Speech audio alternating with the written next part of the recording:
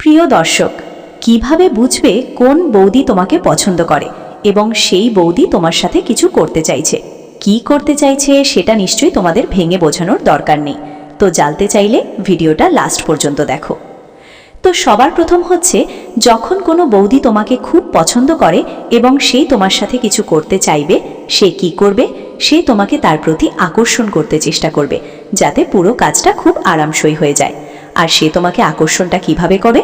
সে তার শরীরের বিভিন্ন অঙ্গ তোমাকে বিভিন্ন কাজের ওসিলায় দেখানোর চেষ্টা করবে।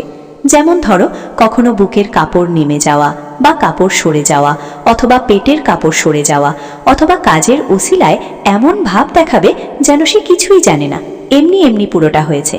আর সে তার পায়ের কাপড় হাঁটু পর্যন্ত তুলে দেবে।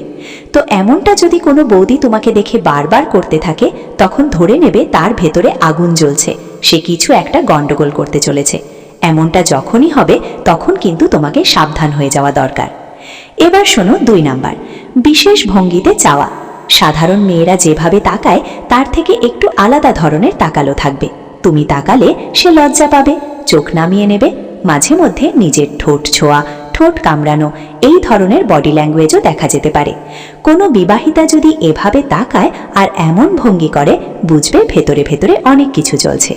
এবার শোনো 3 নাম্বার, তোমাকে কাজের অজুহাতে ঘরে ডাকবে। বিভিন্ন কাজের অজুহাতে তোমাকে তার বাড়িতে ডাকবে, বিশেষ করে যখন শুনবে তার স্বামী বাড়িতে নেই।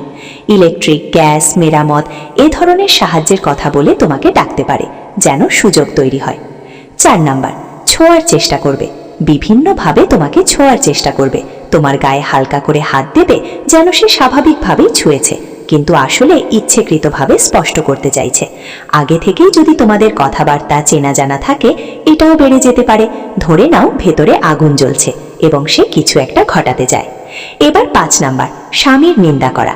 সব সময় না হলেও অনেক সময় স্বামীর দোষ, অসন্তোষের কথা বলবে।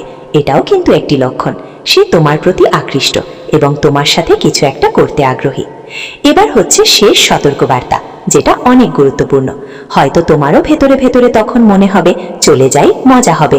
মনে দেখো, যতই ডাকুক না কেন এমন জায়গায় যেও না। সাময়িক 2 মিনিটের সুখের জন্য জীবনের বড় ক্ষতি আনা ঠিক না। যতটা সম্ভব দূরে থাকবে। খুব বেশি চাপ মনে হলে বাড়িতে একা থেকে নিজেকে নিয়ন্ত্রণ করো, এর বেশি কিছু করার চেষ্টা করো না। আজকের মতো এই পর্যন্তই, আশা করি বুঝতে পেরেছেন।